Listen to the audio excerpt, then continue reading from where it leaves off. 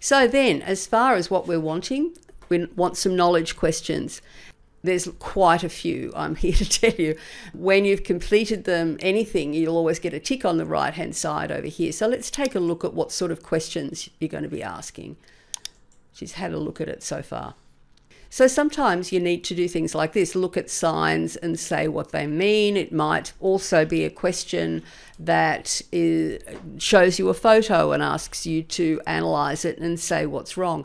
It might be that you have to download a template, complete it and upload it again. But over here there's a navigation pane that says in this particular section there are 10 questions and you can toggle between them until you're happy with the answers. Let's have a look at a different type of question. So this is just a short answer question, and it tells you give at least 2 risks that could happen that are associated with these hazards. So whenever it says give 3 examples or 2 instances or 4 times when this happens, please read the questions carefully is what I'm saying, because if you didn't give 2, it would come back to you and say it's incomplete.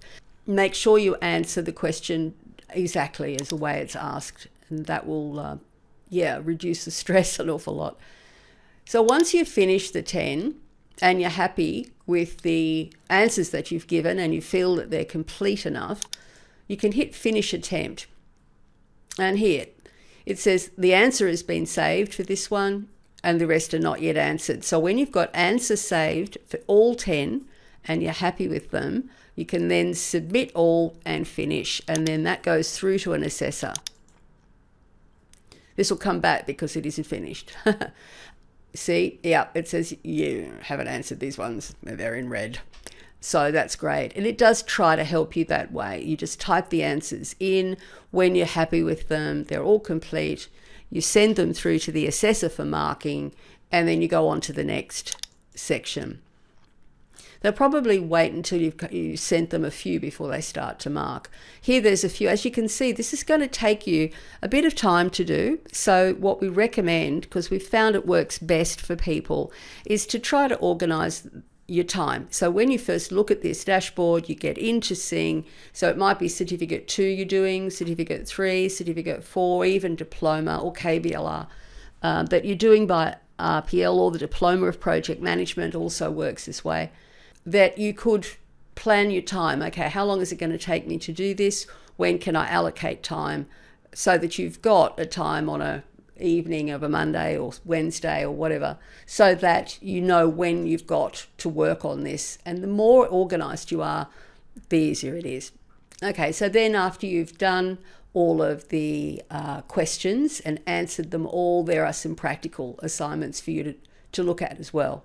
And it tells you here exactly what we want to see you doing. So in the case of levelling and setting out, she's already had a look at this.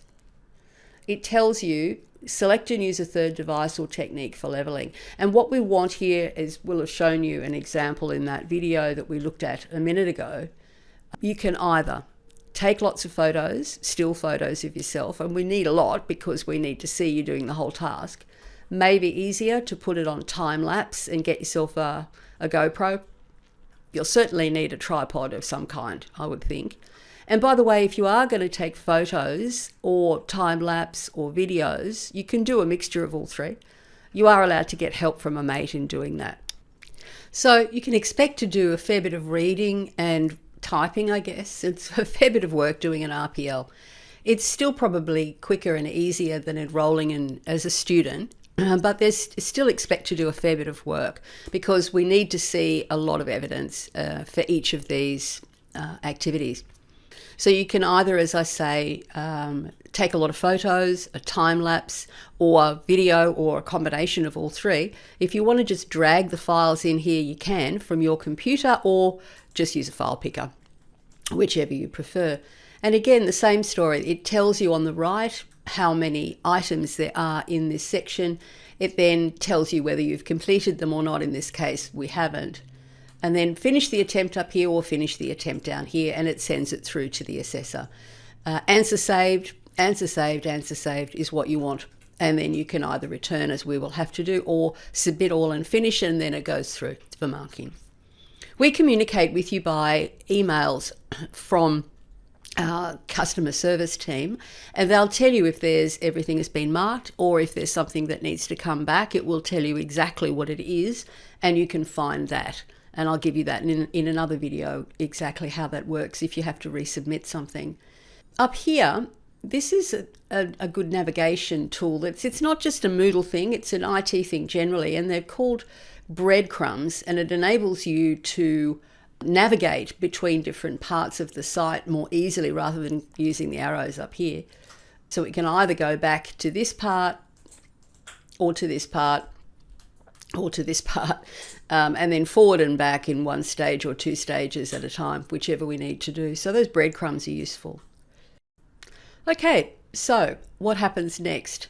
You do have an alternative to creating videos and things. If there's a lot of practical as there is here, and you can organise to have it done on a real job that you're doing, the assessor can come out to you and just observe. And that's what they do. They just observe and take notes and make their own notes, and maybe even take some of their own photos. So if you've got a real job that involves all of these things, then that's an alternative you can discuss with your assessor. Good luck with your RPL.